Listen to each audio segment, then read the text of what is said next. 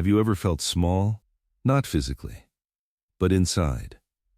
Have you ever walked into a room and felt like everyone could see exactly who you were and everything you were not?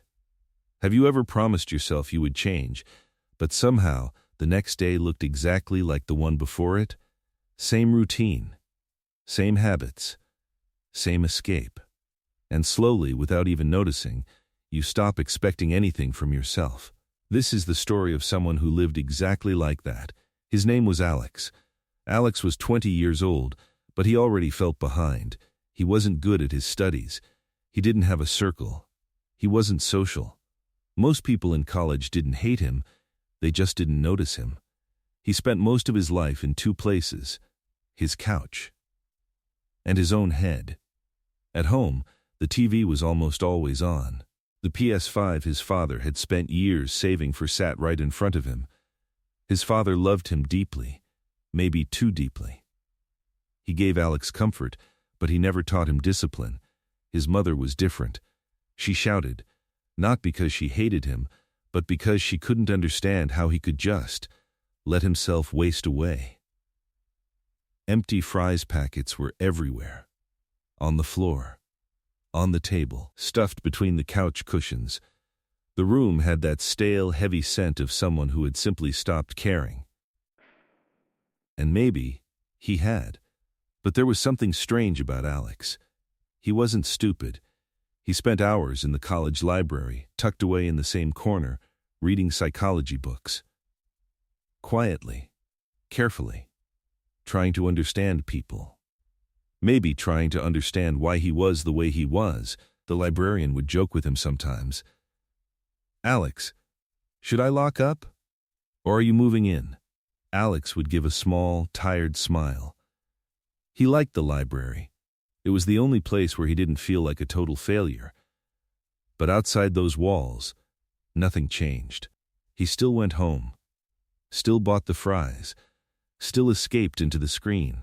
And every night he told himself the same lie. Tomorrow, I'll do better, but tomorrow is a ghost. It never actually comes. Until one day, something small happened. He walked into class and heard laughter. It wasn't loud. It wasn't even directed at him necessarily. But two students looked his way and whispered. One of them smirked. Alex pretended not to notice. But his chest tightened. His hands felt cold. He stared at his desk, waiting for the seconds to tick by. He felt exposed, small, seen in the worst possible way. After the lecture, his teacher, Mr. Elliot, asked to see him. Alex walked into the office, bracing for a lecture. But Mr. Elliot didn't yell. He didn't criticize. He just asked one question. "Alex, do you know where you're going?" Alex didn't answer.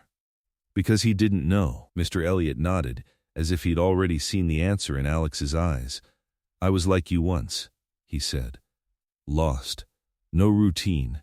No direction. Just waiting for something to change." He paused. "But nothing changes until you choose a direction." That sentence stuck. Not because it was motivational, but because it was true. That night, Alex went home. He sat on the couch. He reached for the console, but his mother walked in and unplugged it. Normally, he would have argued. This time, he just sat there in the silence, thinking. For the first time, he didn't ask, "How do I fix my whole life?" He asked something simpler.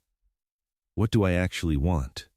The next morning, he went to the library. He asked the librarian a question he'd been too afraid to say out loud. "Do you think I could actually become a psychologist?"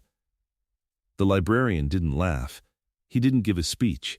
He just looked at him and said, "Yes." And for the first time, Alex allowed himself to believe it. Just enough to start. The change wasn't cinematic. He didn't become a hero overnight. Some days, he failed. Some days, he crawled back to the couch. But something was different now. He wasn't drifting anymore. He had a compass. He started waking up, taking care of his space, attending classes, studying. Months passed. His mind felt clearer. His body felt lighter. The same people who used to ignore him started asking him for his thoughts.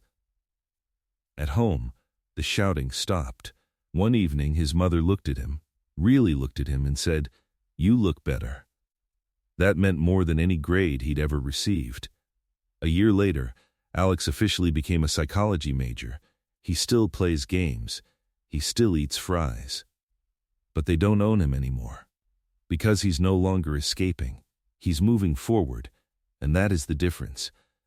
Most people don't stay stuck because they're weak. They stay stuck because they never choose a direction. They wait. They delay. They accept staying at zero. If this story felt familiar to you, you don't need to change everything tonight. You just need to choose a direction. And start. If you want more stories like this, stories that focus on perspective over hype, you're welcome to subscribe. Because sometimes, one story is enough to change how you see yourself.